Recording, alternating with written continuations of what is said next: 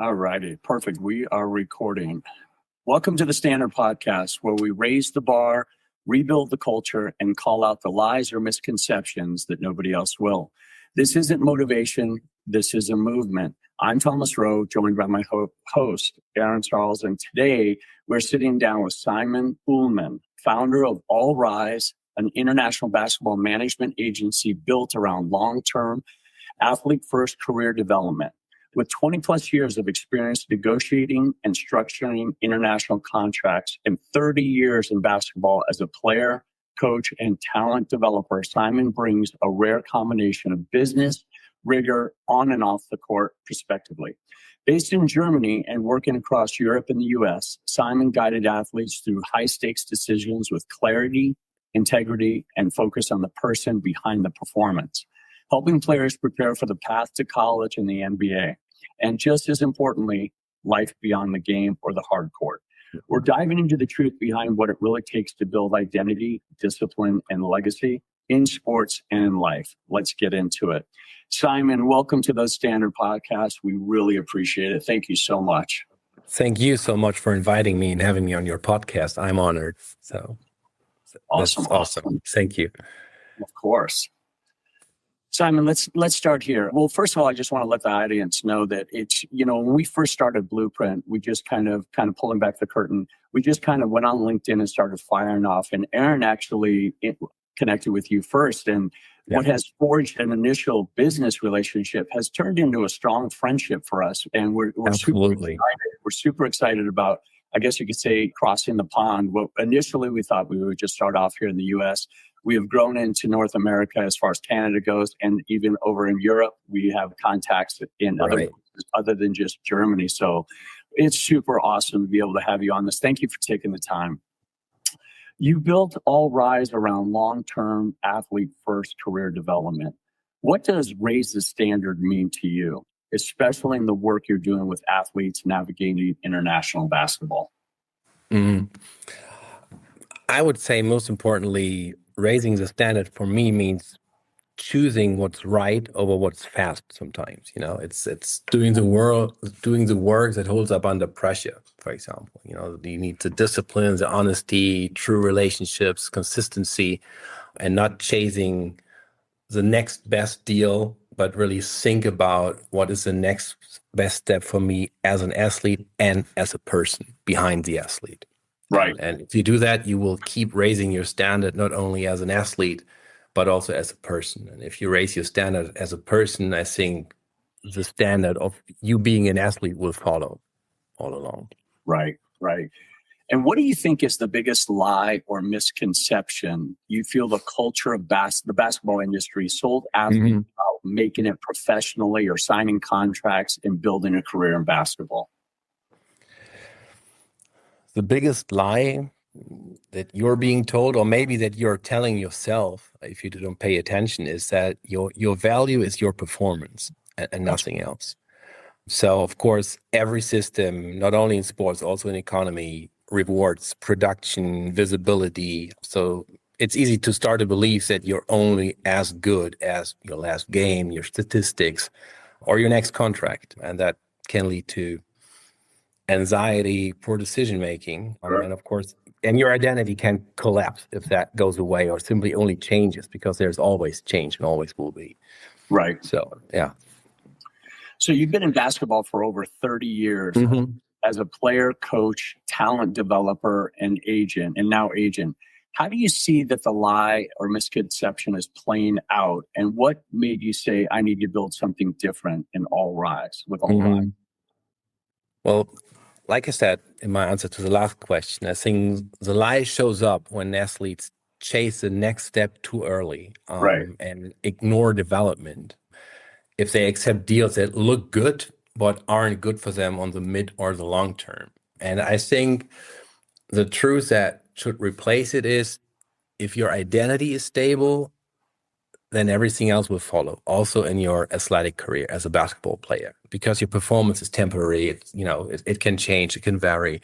But if you build your true identity and you're stable and your identity is secure, you take better decisions and your career will last longer, and you will still be whole when this goes away, when your game is over, kind of. Oh yeah.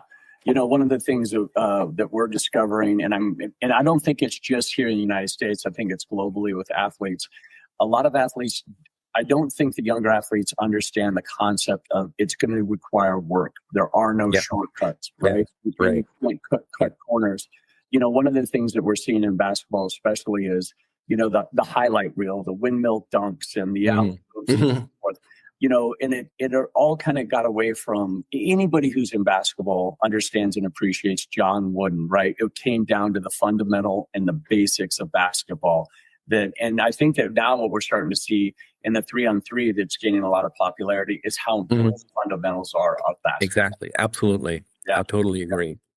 So we're going to click over to segment 2, which is identity and legacy. Something I didn't mention is that Aaron and I are going to tag team you. So going on to segment 2, Aaron, take it away. Perfect. Okay, Simon, I want to know, and I want you to share with our audience, who is Simon and how do you define character, integrity, and discipline? Who am I? I'm a father. I think that's my, most important role I could have. You talked about my educational background as a lawyer, now being a sports manager and agent. I am to not only my son but also to my athletes. I am a mentor. I want to build with them. I want to guide them. And I want to build a system that help them and other kids grow. That's who I am. And still want to become and keep building that. You asked about was character, integrity, integrity, and discipline. Okay. Character is, for me, who you are under pressure. That's when your character shows. Integrity for me is alignment in your actions and your values, especially when no one benefits you for it. Yeah, I think that's how I would describe integrity. Discipline, we just talked about fundamentals. It's so important to do what matters consistently, even when you don't feel like it. You still need to do it and be consistent. That, for me, is discipline. Do the things that matter, even on the days when you don't feel like it. I love that. I think that is important. We all have to do stuff that we don't like a lot of times. So it's but that can create all the fun stuff. You just mentioned highlight reels and windmill dunks. Of course, you don't do that the first time you step on the court too. Even if you are a player that can produce highlights, you did a lot of things and put a lot of effort into it that you can jump that high, for example, that you do have the timing. You repeat that over and over again. This does not just happen, on the court. I love that. Yeah, that's so important. You work with athletes, preparing them for college, the NBA, and life beyond the game. What separates the ones who build sustainable careers and the ones who don't? And I'm not just talking about talent. What's the character piece that most agents and athletes are missing? We talked about integrity, that your values and your actions should be aligned. So I think it's important that you also, when you are trying to win an athlete, to work with your agency. It's really important to find out whether it's a good match. The athlete and the athlete's parents often also have to be open and willing to do all the work and go all the way. And the main goal should be the young kid should have a fulfilled life. And of this fulfilled life, the next years are your basketball career. But that's not all who you are. And if you are not ready for this, maybe you're also not our player. And I miss that sometimes from players and especially also parents, even if you explain to them what that can mean for the kid if you don't do it. And then all of a sudden the success goes away because of injury, burnout, or you simply don't make it in competition. What does that do to you? And what's left? What's your legacy then? And some people simply still don't care, even if they, heard it. They still want to go for the next best deal. And of course, there are many agencies who are more than happy to help you with that. And I mean, if that is your true decision, that's fine. but that's not the part of the work that I think is most important. For me, it's more important to help the athletes with their career, obviously, and, get out of it for them what is best for them, and whatever we can, do for them, we will do. But it's also about, really having a fulfilled life, and don't have an identity crisis when the noise around your game and everything and the spotlight is no longer there. Yeah, you just talked about legacy. And I think, one thing that we really enjoy in working with you and what you're bringing to All Rise is focusing on the person behind the performance. Yeah. And so absolutely. how does someone guide athletes how does somebody, especially like you, guide athletes through decisions that shape their entire lives, not just their careers? Yeah. Right.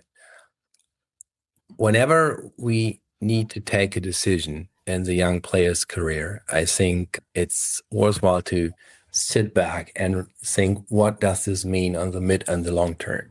What do we have at hands now, but what does it really mean for you? Is this really the next best step because you earn more money than you would earn with the other team? But do you get the minutes? How old are you? If you're still young and you don't get the opportunity to play, what does that mean if this, let's say, 2-year contract expires that is now paying you some euros or dollars more than the other offer would? So for me, it's important to always take into consideration, if we take the decision, is it you just making it somehow, or is it a decision that helps you become someone who can hold the success, who is stable, who can also create maybe stability for your family, even if that is needed, and contribute after basketball? And if the decision that we're about to take helps you with all of that, I would say this is the right decision for you, not only as a player, but also as a human being.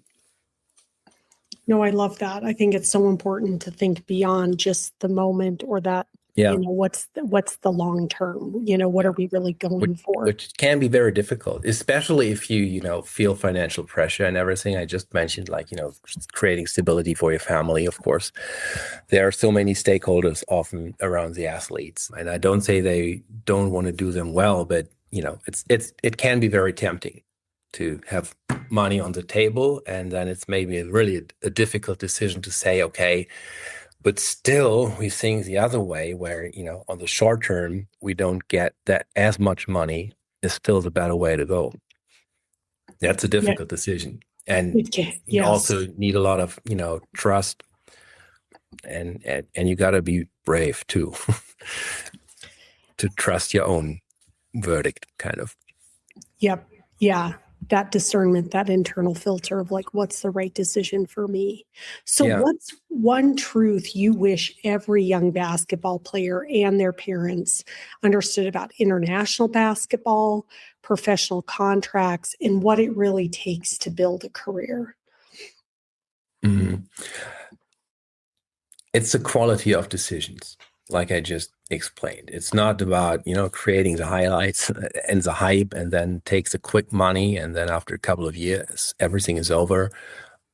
You build your career and your life through good decisions that you take. And I think best decisions come from clarity. And that's why I think it's so important to sometimes sit back, catch your breath, don't fall for all the tempting offers, and get clarity, and to really understand, who am I? What do I want to stand for? And then you have your long-term vision, and then you will know what it requires to make this come into life, into your life. That's great. Okay, I'm going to turn it back over to Thomas. Awesome. Simon, we've always heard the expression, like, you and I are adults. If we knew then what we know now, how would our life be different, right? And I kind of share that with a lot of athletes that we work with. So if you could sit down with a young player in Europe or the US who's trying to decide between staying local or going international, what advice would you give them about making that decision, male or female? One advice I mean, I can think of so many, obviously, as an agent, as a parent, as a grown-up person, like you said. If I would have to give one advice to these players, it would be the right environment over the next best opportunity. Right. So really have a look for what kind of environment will I be in? You know, like coach, culture, my role on the team, everything. So choose environments over opportunities. Sure. And what about athletes who are navigating their first professional contract? I know that it's so easy to be seduced by the numbers and the zeros and want to just sign on the dotted line. But what do they need to understand about the business side of basketball that most don't realize until it's too late? Right. It's not only the numbers, but also who will you become as a player? Sure. While you will be playing for them. I just mentioned a very simple example: minutes. How many minutes will you play? What will your role on the team look like? Is it an organization that is known for keeping their promises, or maybe not? I mean, you can just go back in the younger history of a team and simply have a look at players who were hired and what profiles they had and how they ended up. And also, as a player, no matter where you go, always protect your own standards. Sure. Because if you are a pro, especially when you go abroad, different country, different language, different culture, this professional life will probably amplify everything, Sure. So just protect your standards in terms of build good habits very early in your career, focus on becoming reliable, be professional, put in the effort, be coachable. Yeah. Yep. And you're based in Germany and work across Europe and the US. What do American players need to understand about international basketball? And what do European players need to understand about American basketball? Very good question. I think as a player from the US coming to Europe, maybe it's important to understand that not only the teams, but also the fans have a very strong focus on really team basketball. They like when when there's great ball movement and you get all the open shots and they will cheer the guy giving the assist just as much as the guy scoring the basket. Sure. So it's really about being part of a kind of a little machinery consisting of these 5 players on the court. I don't say that this is not the case in the US because it's a team sport everywhere, of course. But what I'm saying is the focus on this aspect of the game is super strong here. So you should be ready for this. So if they hire you, because usually, import players from the US are expected to be one of the star players on the team always. That's why they are giving them these, one of these limited spots that you have on your team here for players from the US playing on a European team. So they obviously expect a lot from you in terms of scoring, especially usually. But that can lead to the conclusion that you're like the star player and everything will be focused on you. So just be ready to also accept that you will also simply play a role in a team of 5, and that it's really appreciated if you give that to the team and the crowds, and they will see that and love that, and you'll have a very good time here if you take that into consideration and accept it. Awesome. The other way around, taking players from Germany and Europe to the US, into the other direction, be prepared for the athleticism that you need to bring to the table in the US. Sure. And don't expect to be pampered. There's tough competition because everybody wants, in basketball, everybody wants to play in the US ultimately. That's the dream of every kid playing basketball. It's not like in soccer where you have 4 or 5 top leagues in Europe. Right. And there are only small differences in payments and level of the game. But, you're fine in either one of those leagues. Sure. In basketball, the NBA is the ultimate goal. Now, with all the developments that we see in college sports, that will be the second league that everybody wants to play in. So competition will be super tough. Plus, I mean, there's already so much talent and so many gifted players available in the US. It's not only that the whole world wants to play there too. You're the home country of basketball. And of course, you see that when you go to the US. So same thing the other way around. When you think you're a star player here and you go to the US, be prepared that you might sit the bench for a while, and you really have to prove yourself in every practice, in every situation. Be ready for that. Absolutely. And put on some weight in the gym before you go over there. No, it's true. That's a huge difference that I still see.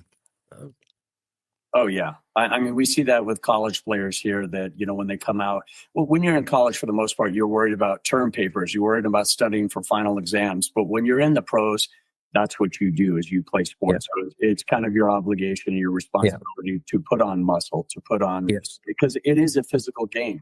It is. You have football and soccer and lacrosse and hockey, but basketball is still very physical.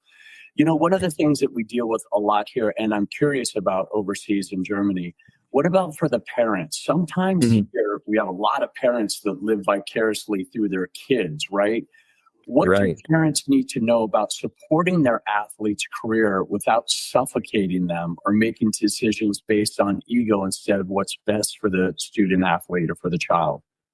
Yeah, that's a very super important point. And I always ask that questions in the first meeting that we have, the players, the parents, and in our agency, and that we reflect on that also in many questions in our first questionnaire that you are supposed to fill in, just to help us to find out whether it's a good match, if we could work together. And those questions make you reflect on all of these things. And if you're a minor, of course, that questionnaire is also given and handed out to the parents, because it's super important to find out, is it the kid's dream ultimately, or is it, the family's dream, the parents' dream, because of ego, because of financial pressure, and this is seen as a way out. And there's nothing wrong with the last one. And I totally understand that, but it's super important to know, because that will be so decisive in whether the kid, the player, will have a fulfilled life while playing basketball professionally or not, because that's a completely different game. If this is not the case, it's a completely different challenge to help that young athlete to be happy, be stable, and still be whole when everything ends. Sure, 100%.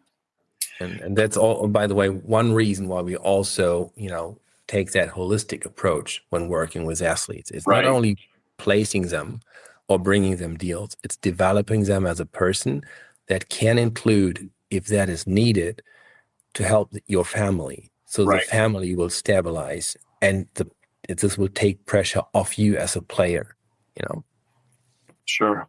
Financially, you don't feel as, obligated. Right. We're going to turn it over to Aaron for segment 4, which is the rapid fire round. Aaron, take it away. Oh, wow. Okay. Oh, yeah, you better get ready now. You're in the hot seat. No, this is where I start the sentence and you're just going to finish my sentence, okay? Okay, good. Super easy. So discipline equals? Doing the right thing even when you don't feel like it.